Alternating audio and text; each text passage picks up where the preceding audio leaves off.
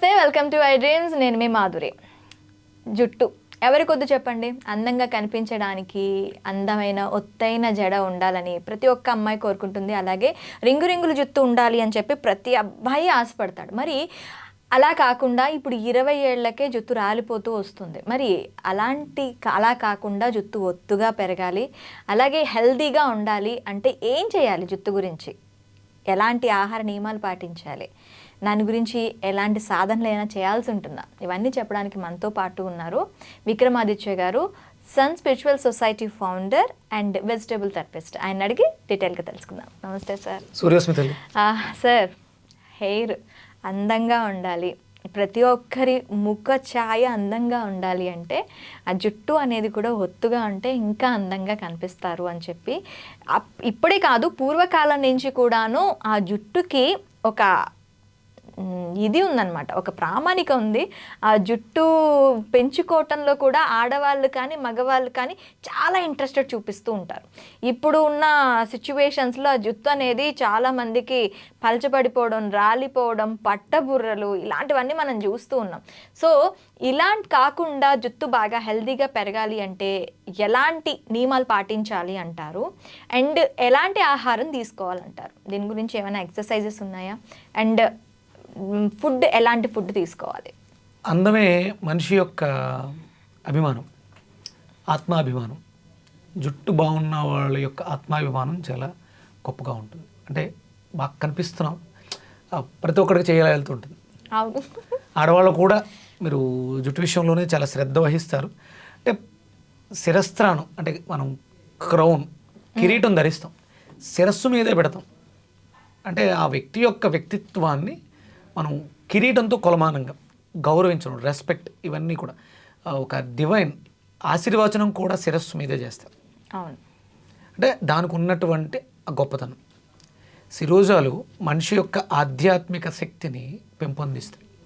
Okay, చూడండి, మీకు ఎప్పుడన్నా విన్నారో లేదో తెలీదు, హిమాలయాలు మానస సరోవరం వెళ్ళిన వాళ్ళకి జుట్టు చాలా త్వరగా పెరిగిపోద్ది. మనకి ఇక్కడ నెల రోజులు పడితే అక్కడ 6 రోజులు పెరుగుద్ది. గోళ్ళు కూడా త్వరగా పెరుగుతాయి. అక్కడికి వెళితే చాలా చేంజెస్ వస్తాయి. 1 వీక్లో 10-15 డేస్ ఇక్కడ ఉంటే అంత పెరుగుతాయో అంతకన్నా ఎక్కువ పెరిగిపోతాయి. ఇక్కడంటే ఇది ఎందుకు మాట్లాడుతున్నానంటే డివైన్ ఎనర్జీ అంటే మనలో ఆ డివైన్ ఎనర్జీ అనేది అతీతంగా ఉంటుంది. రెగ్యులర్గా మనం మాట్లాడుకునేది ఇప్పుడు నా దగ్గర మ్యాన్ ఎనర్జీ, అది నేను ఒక డబ్బు సంపాదిస్తాను, నేను మీకు ఏదైనా ఇస్తూ ఉంటాను. డివైన్ అంటే ఇప్పుడు ఒక తల్లి అమ్మ, ఒక తల్లి తన బిడ్డని ప్రేమిస్తుంది, భర్తను ప్రేమిస్తుంది, తల్లిదండ్రులను ప్రేమిస్తుంది. దీనికి లిమిటేషన్ ఉంది. బిడ్డతో ఒకలా ఉంటుంది, తండ్రితో ఒకలా ఉంటుంది, భర్తతో ఒకలా ఉంటుంది. దీంట్లో ఆ వేరియేషన్స్ ఉన్నాయి. ఇది మ్యాన్ లవ్. డివైన్ లవ్ అందరి మీద ఒకేలా ఉంటుంది, అందరికీ కూడా యాక్సెస్ ఉంటుంది. ఇది డివినిటీ, డివైన్ శక్తి. జుట్టు ఊడిపోతుంది అంటే మనలో ఆ డివైన్ ఎనర్జీ, డివైన్ లవ్ కోల్పోతున్నాం.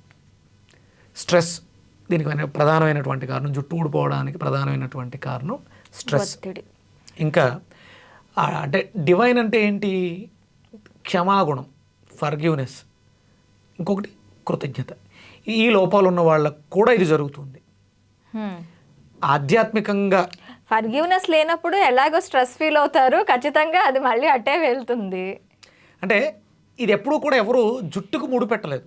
అవును, నేను రీసెంట్గా మొన్నటి వరకు కూడా విపరీతంగా హెయిర్ ఉండేది, గడ్డ ఉండేది. మొన్నే నేను స్వామివారికి సమర్పించి వచ్చా. అంటే మనం తలనీలాలు ఎందుకు సమర్పిస్తామంటే అందంగా ఎక్కువ ఉన్నామని స్టైల్గా దువ్వుకుని అహంకారం పెరుగుతుంది. అందుకని తల వంచి తలనీలాలు సమర్పిస్తే అహంకారాన్ని నీ పాదాల దగ్గర విడిచిపెడుతున్నావు అని చెప్పేసి అని మనం తిరుపతిలో స్వామివారికి తలనీలాలు సమర్పిస్తాం, మళ్ళీ వచ్చేస్తుంది. అది స్పిరిచువల్గా ఉన్న వాళ్ళకి జుట్టు ఉండలు కట్టేస్తుంది, హెవీగా పెరుగుతుంటుంది.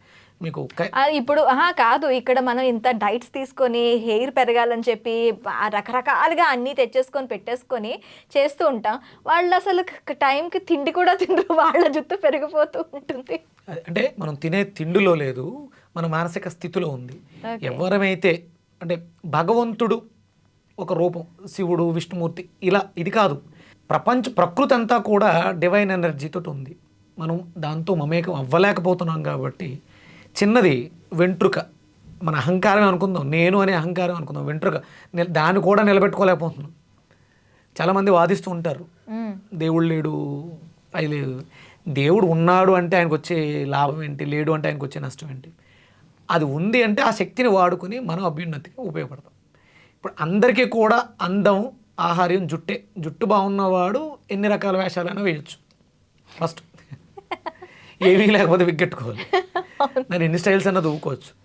అంటే ఇది ఎంత ఎందుకు మాట్లాడుతున్నానంటే, మనం దీనికి ఇంకొక కొలమానం ఏంటంటే, ఈ జుట్టును కాపాడుకోవడానికి ఆ భగవంతుడి పేరుతో నివేదన చేసే కొబ్బరికాయ, దాంతో వచ్చినటువంటి కొబ్బరి నూనె ఎవరు వాడుతున్నారు? ఇప్పుడు తలకు నూనె రాస్తున్నారా?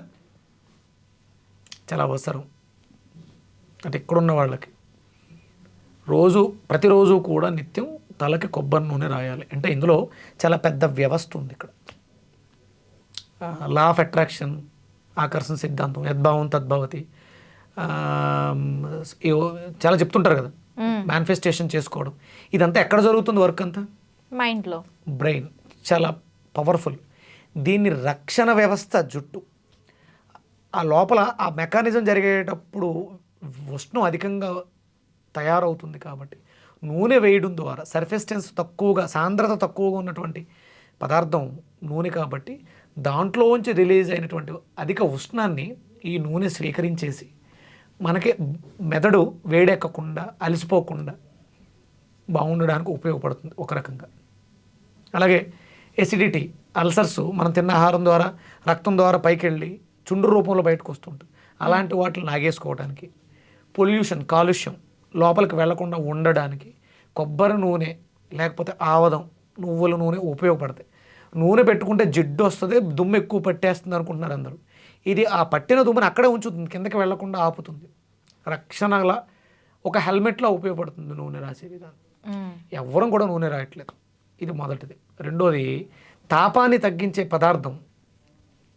తాపం అంటే వేడి, రిలీజ్, వర్క్ జరిగింది, స్ట్రెస్ ఉంది, వీటిలన్నిటినీ తగ్గించే పదార్థం ఒకటి ఉండేది పూర్వం. ఎవరినో వాడుతున్నారు? మీరు వాష్ దేంతో చేస్తున్నారు? షాంపూ నుంచి షాంపూకి వెళ్ళారు. కొంకుడికాయ అనే ఒక పదార్థం ఉంది. అది చూడండి, డొలకలా ఉంటుంది, మధ్యలో ఒక గుండు ఉంటుంది, అది నల్లగా ఉంటుంది. అది తాపాన్ని తగ్గిస్తుంది.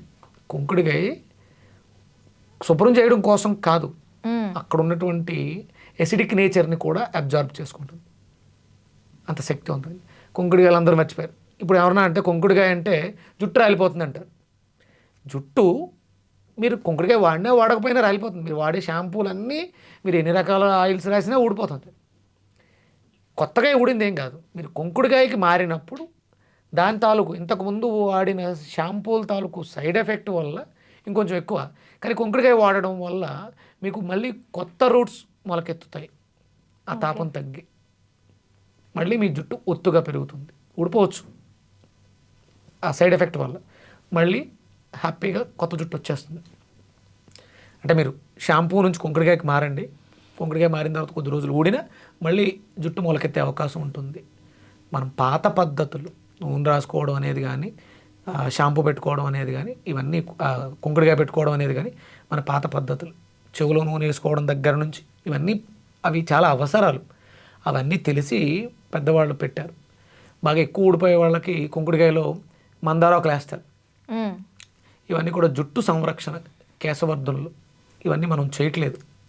శిరోరక్ష, నేను రీసెంట్గా ఒక కొంకుడికాయ షాంపూ న్యాచురల్గా మార్కెట్లోకి అగస్త్య శిరోరక్ష అని ఈ కొంకుడికాయతో న్యాచురల్గా తయారు చేసిన షాంపూని రిలీజ్ చేసి, షాంపూ పేరుతో, షాంపూ కాదు, శిరోరక్ష దాని పేరు. శిరస్సుని రక్షిస్తుంది.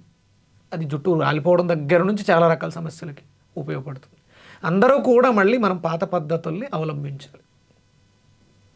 దాంతోపాటు రెగ్యులర్గా కొబ్బరి నూనె రాయాలి, కొబ్బరిని ఆహారంగా స్వీకరించాలి. కాల్షియం కావాలి జుట్టు బాగా పెరగాలంటే. అలాగే డివైన్ ఎనర్జీతో కనెక్ట్ అవ్వాలి. భగవంతుడు ఉన్నాడా లేడా, నువ్వు దండం పెట్టావా లేదా కాదు, డివైన్ ఎనర్జీ అనేది ఒకటి ఉంది, అది మనకి కావాలి. అది ఉన్న వాళ్ళకి హ్యాపీగా జుట్టు వద్దన్న పెరుగుతూనే ఉంటుంది, ఒత్తుగా పెరుగుతుంది. Okay, thank you sir. చూసారు కదా, జుట్టు పెరగాలి అంటే మీ ఆహార నియమాల్లో కొబ్బరిని చేర్చుకోవాలి, ముఖ్యంగా తలకి నూనె పెట్టాలి. మీరు ఇప్పుడు యూస్ చేస్తున్న షాంపూస్ కాదు, కుంకుడికాయతో స్నానం చేయటం చాలా శ్రేష్టం అని చెప్తున్నారు. దాంతోపాటు దేవుడు ఉన్నాడు లేడు అనేది కాకుండా డివైన్ ఎనర్జీతో కలవాలి, పాజిటివ్నెస్ని మీలో మీరు పెంచుకోవాలి అని చెప్తున్నారు. మరొక అంశంతో మీ ముందుకు వస్తాం. Stay with us.